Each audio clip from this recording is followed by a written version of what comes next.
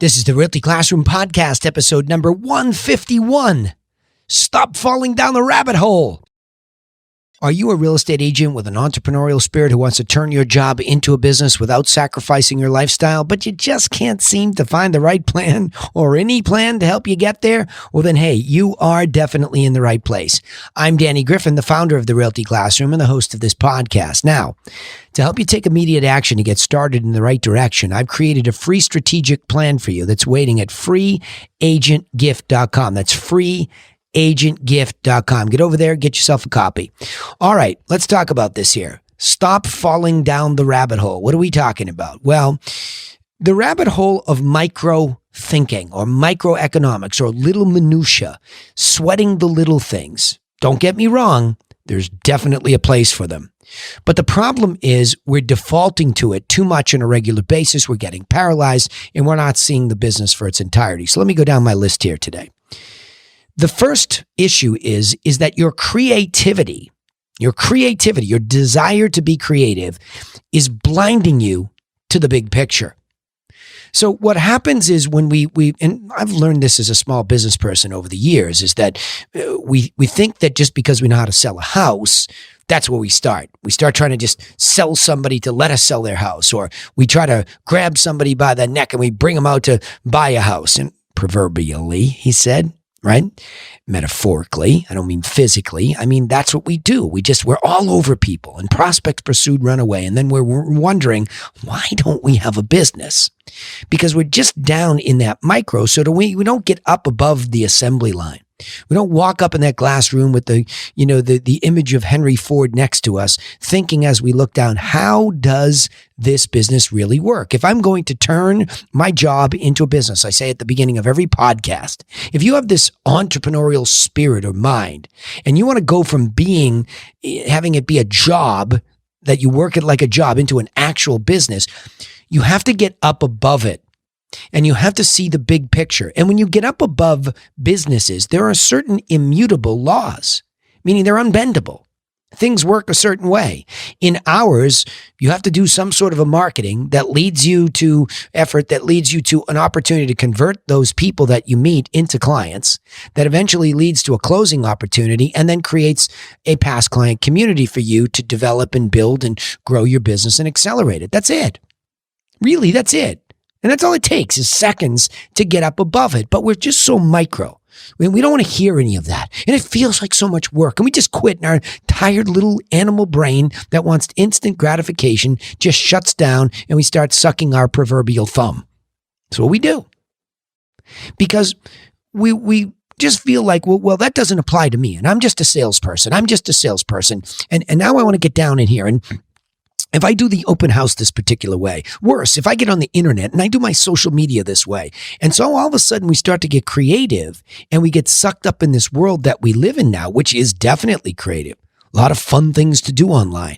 I mean, creativity has never been so unbridledly open to all of us to be able to take advantage of being creative and creating these things. But the problem is, as you get into the microeconomics of how your Insta is going to be, how your Facebook posts are going to look, what your YouTube channel is going to be, how many subscribers, followers, right on it goes. So that's what I mean by being creative can really blind you to getting up above it. There's nothing wrong with all of those things. And some of you might lean towards some of them versus others. I don't. As much as I love social, here I am recording 3 podcasts, right? All the time, every week. I like it, but I understand that it is supplementary to certain things in the big picture. I could do all the podcasts I want, but in order to get a client, I better be able to pick up the phone. Better be able to have a client conversation on the phone, and better yet, if that leads to face-to-face. That's not going away. That is an immutable law that the most effective agents are very good on the phone and they're really good face-to-face. That's part of the big picture. So why don't we think like this? Well, that's the second point here. Is because we need to develop a manager's perspective to control the salesperson's perspective. Look, you have to be both of these things. There's no doubt about it. Of course, you have to be a great salesperson in a sales-oriented business like real estate agency. Of course you do. And you have to work on all of the techniques and tactics and scripts and presentations, and you need to work on all those microeconomics. But again, if you don't have a manager's perspective, you can't chunk things up so that when you go back down micro, you know what's most important. Let me say that again. If you don't develop a manager's perspective, you can't chunk up the big things so that when you go micro, you make sure you're working on the right microeconomic correct things. Let me talk about this, right? So what I just did in the mastermind right before this podcast, again, the great part of being able to do a podcast is when you just finish coaching, you come out with these concepts and these ideas that simplify how to think about managing a business. So what we did was we built a mind map that is like our Thursday call is our real management perspective. And it's tough. This is the toughest call. I have plenty of people, plenty of my own clients that duck that call. They'll duck it because it's work, because they just want to go sell and they just want to talk about the things that help them sell, right? That's what happens. But if you don't break off the time to work on your business, you're not giving your brain a chance to make room for a manager's perspective. And when it comes to management and big pictures, I love mind maps. I use xmind.net, their Xmind 8 free version. Awesome. What an awesome piece of software, because it allows me to think as a manager and chunk up. So what I did was I said, look, the way that the business really works is buyers and sellers, burgers and fries. That's what I call it. When I coach the mastermind group, we are trying to truly build a franchise prototype. So we equate it directly to a McDonald's. Burgers, sellers, fries, buyers. That's your Happy Meal. Okay, burgers and fries, all we make is burgers and fries. That's the thing that goes through my head to keep me disciplined. So my burgers are my sellers, right? And my fries are my buyers. And again, it is in that way because the meat of this business is around the sellers. So literally this analogy, this metaphor, the metaphorical way that I manage keeps me in alignment too. So as I look at that perspective, it allows the salesperson in me to slow down because the salesperson just wants to go out with that buyer today, wants to get the easy seller tomorrow, right? We're always looking for what's next as the salesperson because the salesperson is the hunter. Need the hunter, but the hunter needs a strategy. Otherwise, I'm out of breath. Oh my gosh, what happened? Last month I had some sales and this week I don't have any sales. That's what the salesperson sounds like. It's lunacy. So if you make room sometime during the week, even if it's listening to this podcast, I'll always be giving you some sort of a management perspective here to help you work on your business. That's the premise of this podcast, to share the body of work that I do with some really good top producers who also struggle to become managers. And so do I. I'm one of you. So that's the whole concept. And in that mind map, now we start to go down and we don't even get to micro yet. We're still macro. And we talk about really determining the single best practice to convert the right sellers and buyers. So what do you mean the right? Well, when you look at the buyer and seller downlines, we go down and we say, okay, who and where are they? I know this sounds crazy, but where do we source our burgers and fries? It's like stupid simple. But God forbid we sit there and take 2 minutes to use the MLS to look at the geography within which we really want to get those sellers. We really want to sell to the buyers. We don't even figure out who they are and where they are. We don't even take that time. Well, I just got to get whatever's in front of me. And, I'm going to do whatever's there's that salesperson's voice again. So if I just say, okay, I think in a best case scenario, the who they are and the where they are is right here. And you pick that spot. So you determine that. But then once you look at that, you have to determine who's the best supplier. What's the best way to get supplied with seller leads and buyer leads? What's the best way? Now, this is where that microeconomic sales training, or a salesperson gets in the way. Because you see over there, squirrel, hey, that guy over there, he's doing really well on Insta. I mean, he's killing it. He's killing it on Insta. What? He's doing what? He's doing what? What are you talking about? Is he getting off of Instagram a lot of one-on-one conversations with sellers that are in that geography at that price range? That's what's happening? Because if it is, then lean in and pay attention. But if it's not, wake up. Hello? Hello. You have to figure out the single best practice to convert a seller who owns a property in the geography within which you want to do business at the median price and above. That's my best advice. For me, it's called picking up the telephone.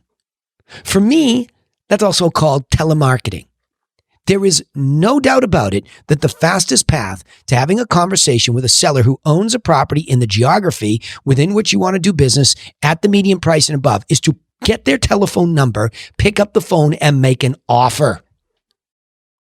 That's the best practice. For me, if I go to my fries, my buyers, I go over there and I say, what is the best way to get the buyer? Well, there's some combination of the phone as well and face-to-face. With the buyers, it's a little bit easier if I have the listing. That's why I start with my burgers, and then I use that burger that I just got to try to catch some fries, meaning I do an open house, a physical open house where I can make a physical kinesthetic in the room offer to them to try to convert them into one of my prospects that I could convert to a client. So for me, the medium of an open house, which is physical, is great. And then the secondary medium of picking up the phone and following up post the open house to solidify the offer, to go deeper, to get them set up on MLS updates, whatever else I need to do. So you see, those things are immutable as the fastest paths to having conversations with real sellers that you want to do business with and real buyers. Now, there are a myriad other ways to get and acquire seller and buyer leads, never ending. And you can sit there and you can go down the micro rabbit hole and try to solve those problems. And I do. I'm still interested in it. In our group, we sort of play, well, we're starting to do it now, King of the Hill. Try to knock telemarketing off as the fastest way to talk to a seller. Try to knock open houses and then subsequently telemarketing to them after the open house. Try to knock those two kings off the hill. But while you're trying to knock them off, that's the next point. Work on perfecting the core competencies to satisfy the creative brain. I mean, your creative brain wants to go solve the next Instagram algorithmic movement or something like that. I get it. But I'm fascinated by solving the subtleties of the script that when we pick up the phone and make an offer of service and an offer of information, I want it precise. I listen to these sellers all the time in recorded calls so that we can serve them better. Okay, they don't like this, they like this. Okay, tweak this. I obsess in the micro on the macro core competency. See how easy that works? Easily that works. I go up, I say telemarketing to sellers gets me into the geography at the median and above. What am I saying and what am I offering? And that really satisfies the creative brain. In fact, knowing that it's effective. So the feedback loop to me is that works. In my own sales machine, we make those outbound calls and constantly, literally, right before the recording of this podcast, I just sent out a contract to somebody we did that with, and it was a longer term deal because when we first started with them, we made an offer. They liked it. They invited me over, but decided to rent. Now that didn't go too well. Now the renters moved out. Now it's empty, and voila, guess who's sitting there? Us. Because we not only worked on the initial script, we worked on the follow-up script. We obsessed about what do you send this person to stay in touch with them for market updates, for microeconomics of what sells. You see what I'm saying? We work on our core competencies. We're not off in the poppy fields with Dorothy creating the next, algorithm ourselves.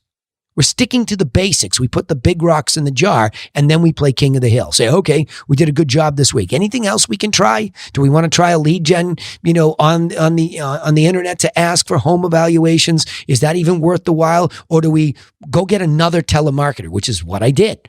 I got a second one. And now I'm seeing what does it look like to expand geographies? Why would I go do something whacked out and creative and try to solve a problem when what I have is helping me? I'd rather get the listing, get more open houses, perfect that, give my agents an opportunity, and on it goes. You see, but this all came from a macroeconomic manager's perspective. It's just hard for me to let the creative brain or the salesperson junkie go chasing around and falling down this rabbit hole. I don't want to fall down the rabbit hole of microeconomic ideas and get stuck down there. I got this image. I don't like small spots anyway. I'm claustrophobic. I don't want to get down a rabbit hole. I like it up here. I like the big view. I like the big glass room. I like to see what's going on. Now, I don't mind running down to the assembly line to be the agent, to make the phone call, to tip the deal, to negotiate, to make somebody happy. Boom, boom, boom. I love that micro work still as a salesperson. I'll always be that person. But he's not the boss anymore. That'll guarantee you. The manager in my brain is the boss. So let me go back and summarize this. I love this subject, by the way. It's exciting for me because I stopped falling down the rabbit hole myself, and here's how I did it. I recognize that my creativity, like yours, is blinding you to the big picture, the macroeconomics of management. So therefore, the second point is you must develop a manager's perspective to control your salesperson's perspective, or at least balance it out. The third point was to determine the single best practice to convert the right sellers, who they are, where they are, and buyers, right? Determine the single best practice. Is it telemarketing, face-to-face, whatever it might be for you? I chose mine. And then lastly, I work on perfecting my core competencies, and that satisfies my creative brain because that requires plenty of micro thinking and creativity. All right, let me summarize it this way.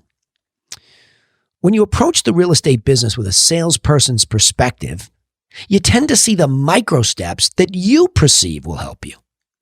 Therefore, it's critical to recognize that it is only through a manager's perspective that you will see the big picture and realize that you must stop falling down the rabbit hole and instead build upon a few simple and effective core competencies that help you convert more sellers and buyers into quality clients, and I would add, in a very consistent, predictable manner.